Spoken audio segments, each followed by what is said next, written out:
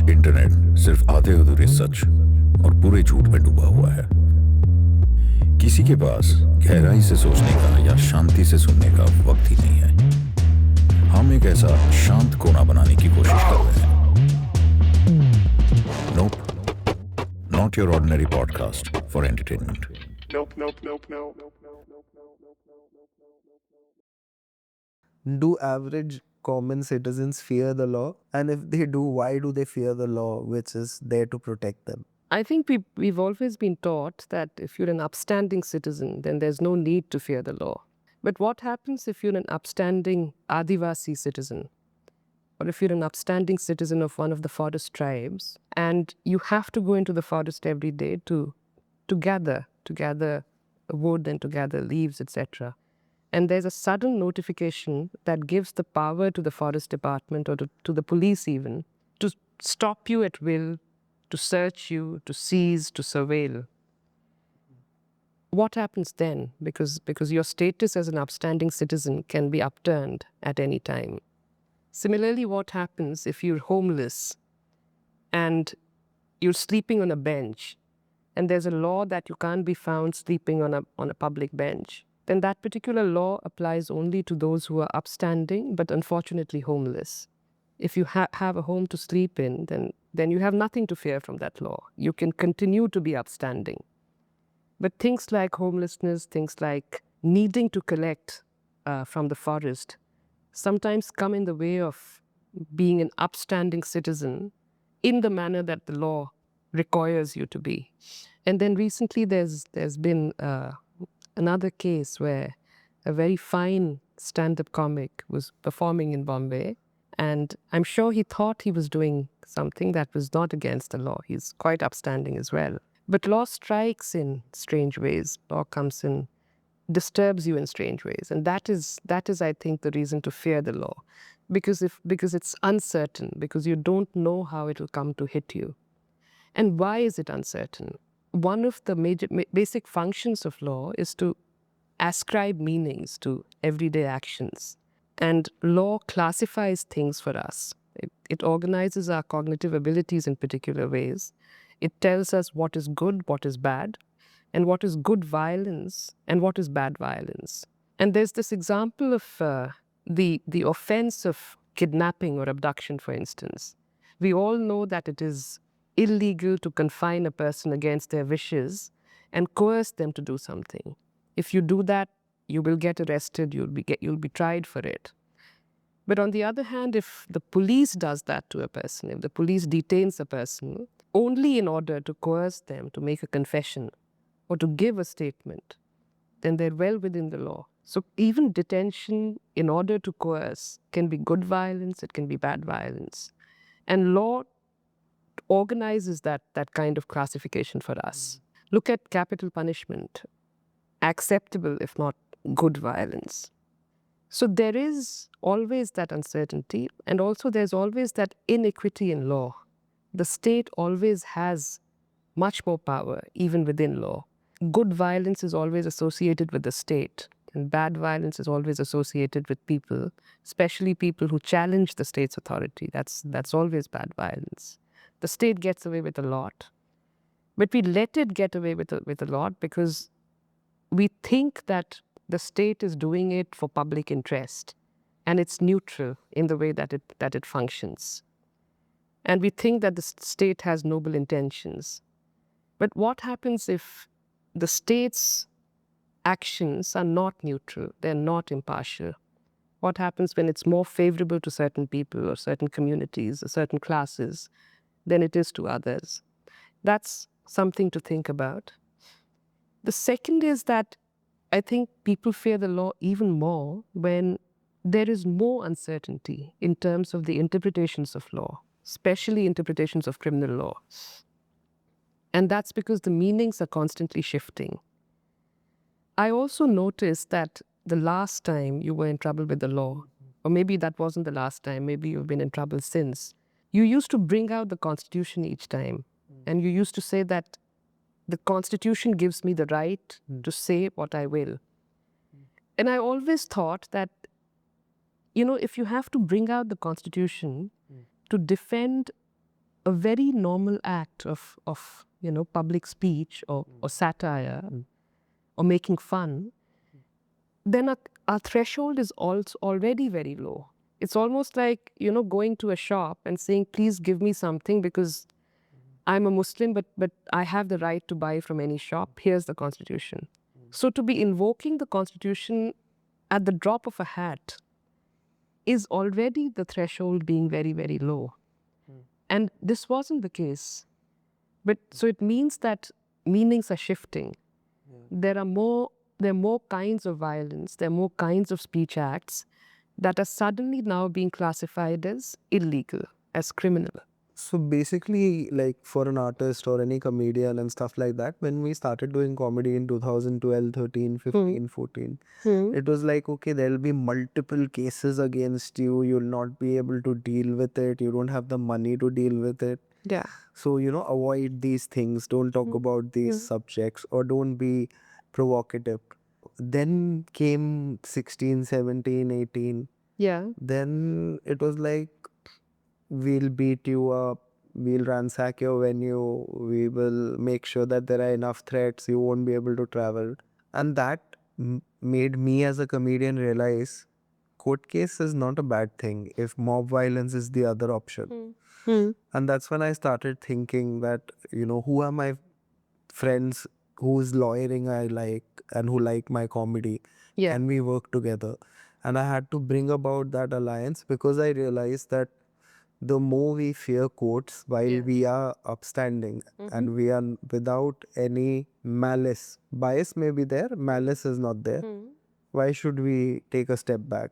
And that's when I started looking at the Constitution more as a freedom manual than as a rule book. But I'm not saying that you shouldn't invoke the Constitution. I'm making I'm just commenting that Absolutely, you're right. that the need to invoke it at every corner is already a lowering of the threshold. But I appreciate what you're saying, and I think two things have happened here. There are two shifts that have happened. More speech has now been classified as bad speech. Yeah. Right? More speech has now been classified as illegal speech. And then correspondingly, as a mirror image, more actions, more reactionary violence has been classified as acceptable violence. And both things have happened together. So you'll find that you'll have less of a case in court, or other people will be able to go to court more easily against you to prosecute your speech. That's one part. And the second is this mob violence has also become more acceptable. So this cognitive reorganization has happened right before your eyes. There was good speech, bad violence, and now that bad violence is acceptable violence and good speech is illegal speech. What are the other shifts? The other shifts I see is this broadening of the category of national security. Anything goes. So suddenly speech can be a problem to national security. And then that means that it becomes illegal immediately. Again, in your example, I think political figures came to embody the state itself. So if you're making fun of political figures, it was seen as making fun of the state. So political figures embodying the state is again a new phenomena. That's again a new shift. That wasn't the case earlier. It shouldn't be the case. The third thing that I notice, and the reason that we should fear the law, is that this shift in meanings is happening on the go, and I'll give you examples. But other than that, morality also is now being used as an interpretation of the law. For instance, judges now feel that they don't need to subscribe legal reasons for what they are saying in court. The Uniform Civil Code, for instance, in Uttarakhand, it makes it mandatory for live-in couples to register themselves. So if you're living with a partner, you have to go to the government, declare that you're so living, and register yourselves. And some people went to court against this in Uttarakhand. And the first thing the judge said to them was, if you're so shameless, if you don't even care about your parents' feelings, then you may as well declare to the whole world that you're living in sin or that you have a partner. And I was struck by this because this is the kind of thing you'd perhaps say to to a nephew or to a niece or to a son, if you're that kind of person, if you're conservative. But to transplant that morality of how you are with your family, how you run your household, how you behave with sons and daughters and nephews and nieces, and ascribe that and give that political meaning is a problem. Right? It's about how you're judging somebody, but you're also making that now into constitutional law almost. If you have And to register a live-in relationship, then marry only, right? marry only, और if तुम इतने बेशरम हो कि तुम ऐसे रह रहे हो और पेरेंट्स के सामने ऐसे रह रहे हो, तो फिर क्या है? फिर बता दो सब. This is what he said. So he's not concerned with issues of privacy. He's not concerned with issues of liberty. He can't see the difference between state and doing something vis-a-vis parents, family, friends. So I felt that in that moment, all his morality, or all his distorted morality rather, came out, and he transplanted all of that into the case. And we see that all through. We see that in matrimonial cases, all kinds of cases where judges would say to the wife that, what is going on? Why you're not adjusting? It's more like a panchayat kind of response rather than an adjudication in law. Not even constitutional law, an adjudication in law, following process, following procedure. And again, we saw that in Ali Mahmoodabad's case, which is actually going on. The first thing the court had to say was, why did you say this at this time? When people are feeling sensitive, when people are charged, why did you have to say that? That has nothing to do with the law laid down. So my point is that this panchayat morality, which is far removed from adjudication, is about how to get things in order, how to make sure that they don't get blown up. Constitutional courts are now involved in this, which is a pity. If at all Ali Mahmoodabad's tweet or his post had to be judged, it will have to be judged on the basis of law laid down. We don't get to that stage. So law is something that's now almost becoming academic. The courts are, the court practice is now something very different. And we see that across the board. The first thing that the courts ask you to do is to pull it down, whatever it is that you're supposed to have written, and that's supposed to have offended certain people. And that's across the board. And the point I'm trying to make is that now they're not differentiating, they're not sifting, they're not really looking at freedom of speech. The courts are now looking to manage law and order, which was really the job of the district magistrate or the local police. So that's one problem. Then the next point, why should we fear the law? And I think this is again something which has seen a shift. I think any state's commitment to the rule of law can be gleaned from how much freedom does it give to its prosecutors to bring a case to court relying solely on social and political and racial prejudices. So they don't have a case. They're building up a case only by relying on prejudices. And we can glean a court's commitment to rule of law by seeing how much space they are giving to such prosecutors. Now, unfortunately, again, in case after case, you'll see that prosecutors are bringing in cases solely on the basis of prejudice, solely on the basis of who you are, what is your identity. And FIR 59 of 2020 is the prime example. That's the one where some young people, students, civil society activists, have been accused of having engineered a deep-rooted conspiracy to create violence and rioting in Delhi. And the FIR reads thus that the charge against one of the prime accused, Umar Khalid, is that he gave Muslims a vocabulary to articulate their grievances. And he helped in the mobilization of Muslim critical mass. Now, even if this were to be taken at face value, what is the problem with this? How is this a problem? This is his democratic right. This is his fundamental right. But the point is that prosecutors have been able to bring this case to court, framing it in such language, and the courts have given them 5 years to carry on with this. Normally, the court should have thrown this out on the first day. There should have been no question of bail. The case should have been quashed just for the the language in which it's framed. But that hasn't been the case. And the organizers of the anti-CAA protest are having to now bear the burden of others having got provoked and assaulted and rioted against them.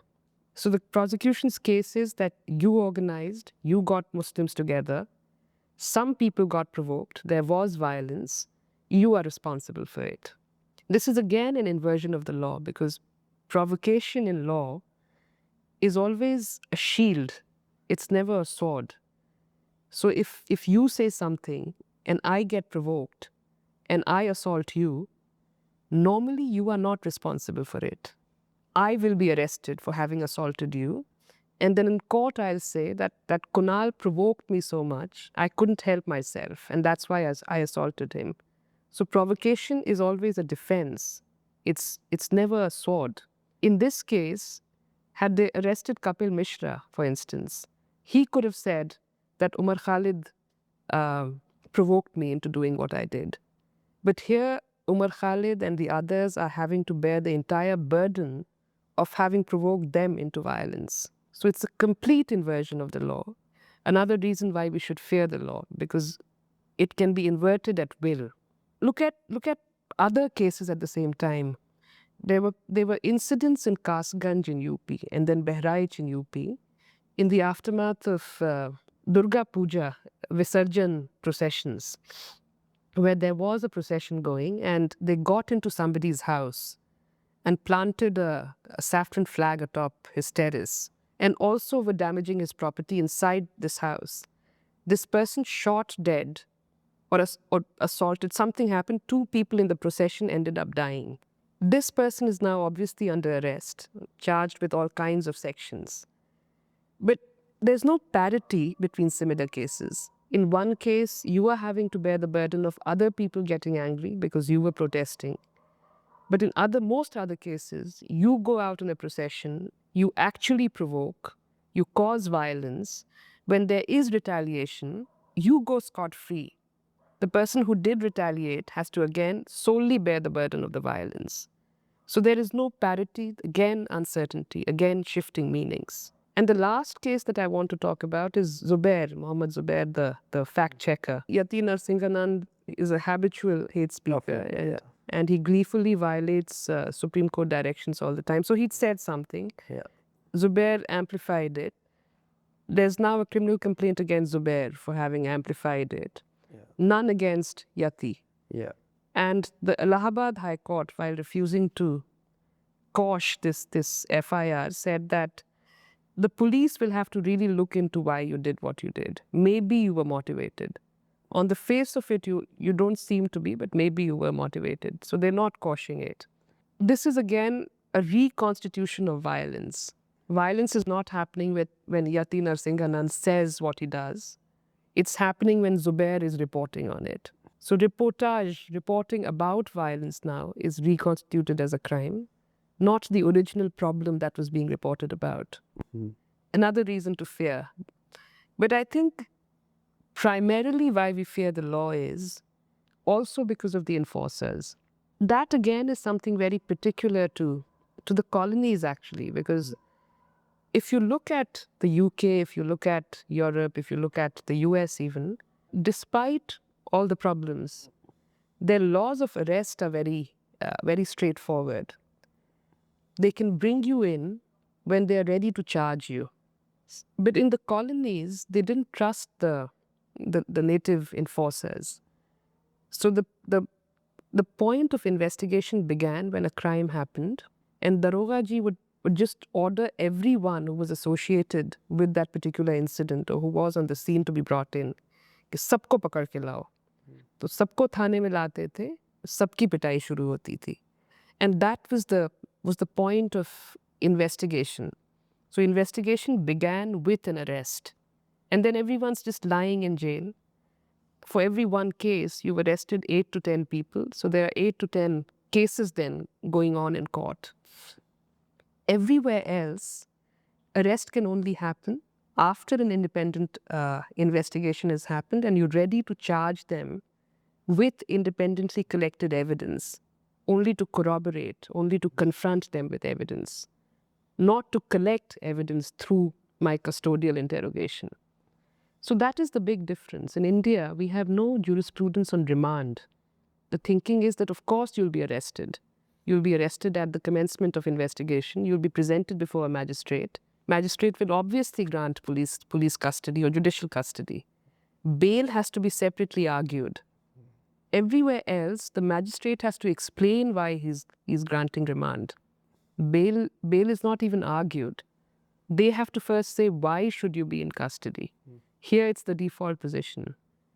So if that's how it is, if you can be booked so easily, and then if you can be arrested so easily, and then if you remain in jail without trial for long periods of time, then that's something to be very scared of when it comes to criminal law. Correct. And that's why we're fearing the law. That's why we are fearing the law conceptually and the way it's then practiced on us. You know, also because investigation is what it is, and investigation hinges on arrest and custodial interrogation, and usually does not result in convictions. Although you spend years and years in jail, when the trial happens, usually people are acquitted because there's never enough evidence. I've had sitting judges say this publicly. They say that, you know, we know that this person will not get convicted. And therefore, when somebody comes for bail in a serious case, we just measure the amount of time that he spent in jail pre-conviction, pre-trial. So if it's a murder, if it's 302 and he's only been there for 6 months, we'll never grant him bail. We'll say, come after another year or come after 2 years. So this is how the criminal justice system is working. It's got nothing to do with facts. It's got nothing to do with the letter of law. It's about context and practice and instincts. Judges feel that this person should at least spend some time in jail because he'll never get convicted. But they could be wrong because they haven't really sifted through the evidence. It's very first impression. So that is what it is. When you did your show and when there was this FIR against you, where they talked about how you'd created public nuisance, there was a lot of trolling, of course, and one narrative that came out was this comparison with another person who'd earlier blasphemed the Prophet and got into trouble for that. And people said that liberals only speak when it's one of their own, and they never invoked the Constitution, they never invoked freedom of speech when this person blasphemed the Prophet. And I just want to say that that again is a very false equivalence in law and otherwise and politically. Because the jurisprudence of hate speech considers the dynamic of power in society. It talks about the positionality of power. And hate speech is very clear. It's not about causing offense. Offense is not the problem of hate speech. The problem of hate speech is that by constantly targeting a community, making fun of their religion or custom or whatever it is, you're politically marginalizing them and socially marginalizing them. You're pushing them into a corner. And that is the problem. Discrimination, marginalization is the problem. Offense is not a problem. Your speech, on the other hand, was, according to me, punching up. Whatever else it can be accused of, it cannot be accused of being discriminatory or causing political or social marginalization. If anything, it was the opposite. So to equate dissenting speech or to equate a speech that is critical of the government or government policies or government figures with a speech that is meant to target a marginalized community, that is punching down, is a very false equivalence. That is one thing. The second thing is that blasphemy was usually associated with Christianity and Islam and Judaism, loosely the Semitic religions. It wasn't associated with Hinduism at all. But the IPC retained blasphemy. There are sections which make it an offense to outrage religious feelings, etc., or to cause insult to somebody's religious faith. And that's applied across the board. That's applied to Hindus as well in India. But traditionally, historically, that wasn't the case. But because there is a law, it's used across the board. But blasphemy has a very specific history in Islam, in Judaism. And it's misused a lot in places like Pakistan, for instance, where again it's used against the poorest, the most marginalized Dalit Christians. But it's also a fact that that fact is then used in India, in the West, to show it up as another example of Islam's intolerance. But there are different contexts. To blaspheme the Prophet or to talk about the Prophet in India, in the Indian context, is not the same as what happens in Pakistan. It's entirely different. What this person did was targeted hate speech. It was meant to humiliate. It was meant to insult with impunity. So again, that equivalence is very wrong. But even when they do falsely equate your speech with that speech, I think the biggest problem with that is that they're not pushing back. They're not saying that all kinds of blasphemous speech should be reconsidered. We should push back quoting freedom of speech. This is a form of whataboutery. They're saying, usko karne diya, to hame kyun nahi karne diya? Which really then expands the scope of blasphemy. She had spoken about the Prophet. You have spoken about a political figure. This is not a pushback against blasphemy vis-a-vis freedom of speech.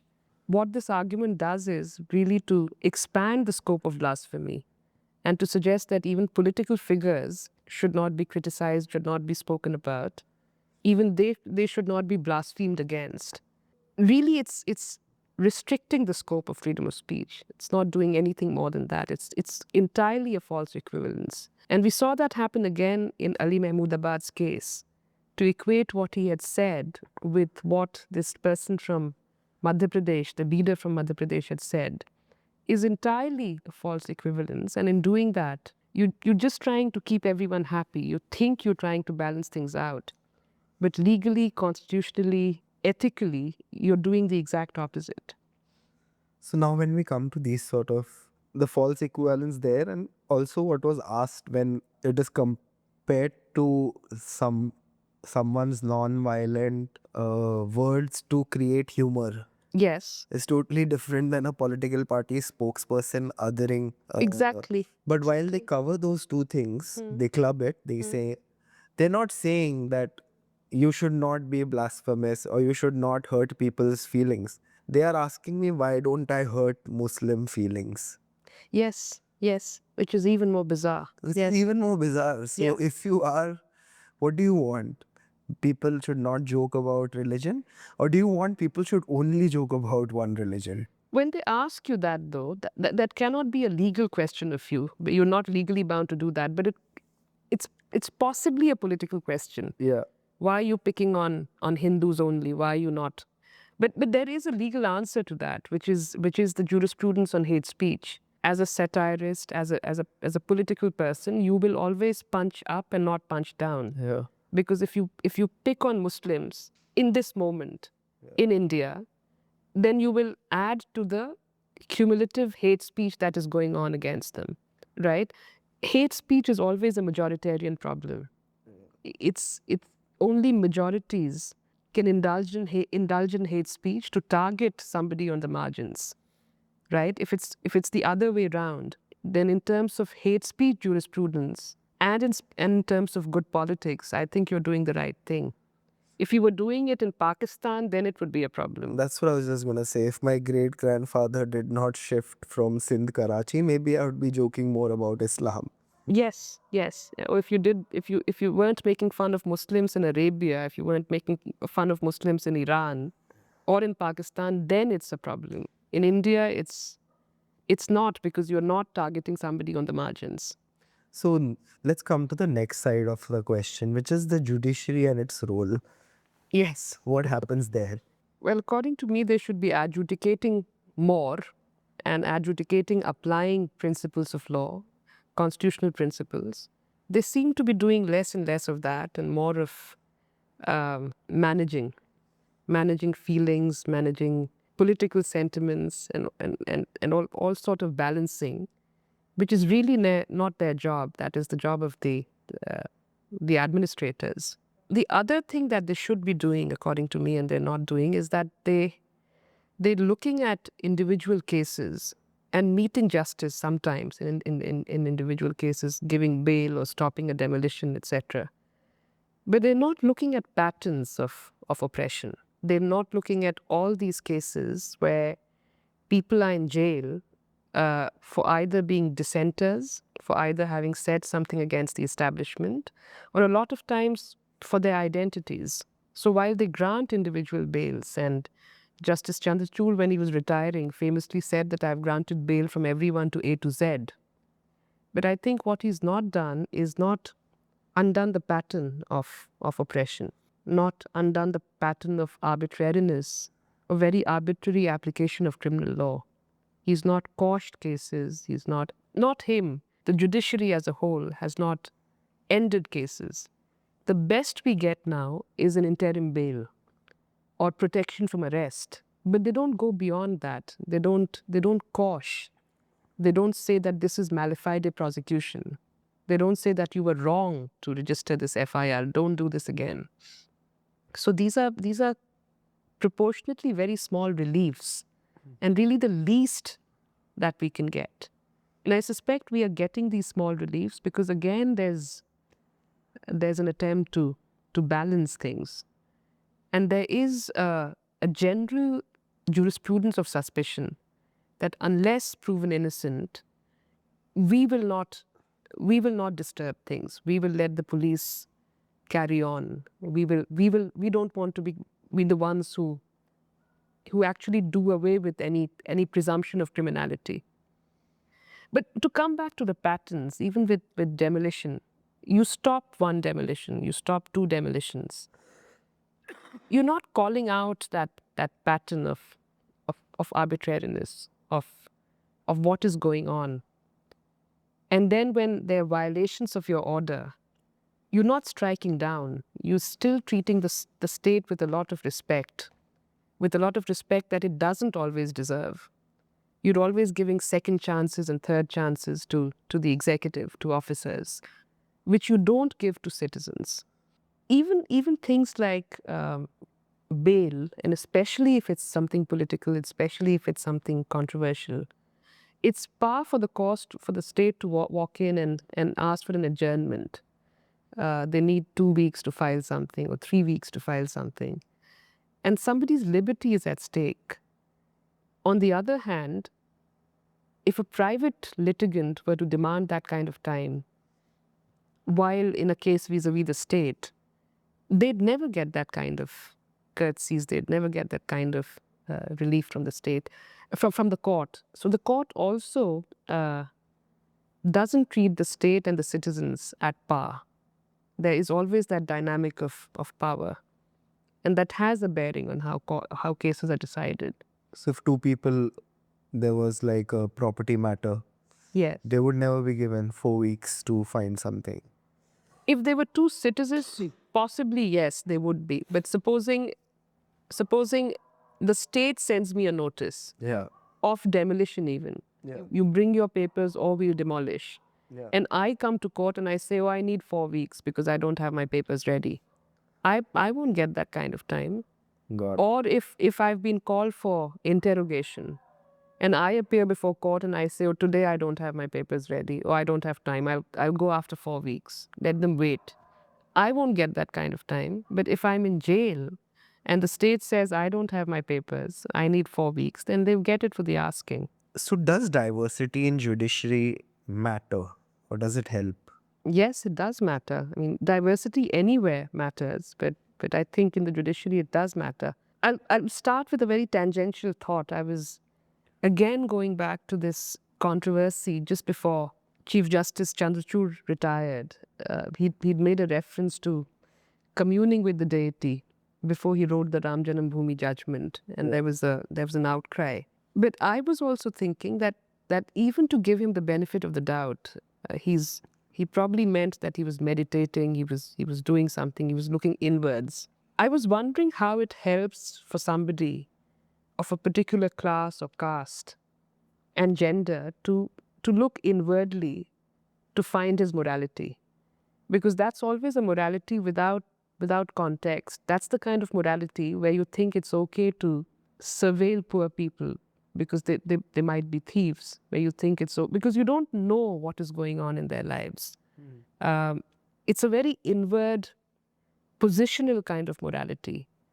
And that's something I was struck by, because if a lot more judges do that, anyway they come from a very specific class and caste and religion and strata of society.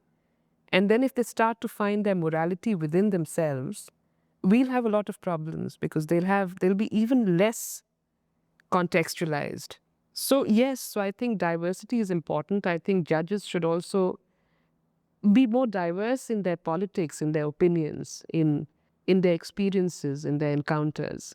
I don't think it's just sufficient to have X number of women on the bench and X number of Muslims on the bench and X number of Christians on the bench, because if they're similarly thinking, then they're not really very diverse. We need people with different politics and different experiences. And again, when the state allows prosecution to bring in criminal cases that rely on social political prejudices, it does have a bearing on how diverse or how less diverse the bench is. For instance, if a judge listens to the prosecution say that this person was articulating Muslim grievances and mobilizing Muslim critical masses, and doesn't laugh in the face of the prosecution and doesn't throw that case out, then there's a problem with diversity also. If the judge is wondering how is it that Muslims in India have any grievances? They're the most appeased minority. They're the most pampered minority. And therefore he's actually admitting that case and listening to that case, then that is a problem of diversity. So we need people who can understand the points of view of others, who understand why Muslims have grievances in India, or why Dalits are so angry, or where Christians are coming from when they say that, when we talk about conversion. And there are some very good judges on the bench who I think empathize and who do understand. But there's always the question of that particular voice. So therefore, context and diversity is very important. Thank you so much for your time. I had a Thank great you. time talking to you. Thank you, Kunal. Thank you.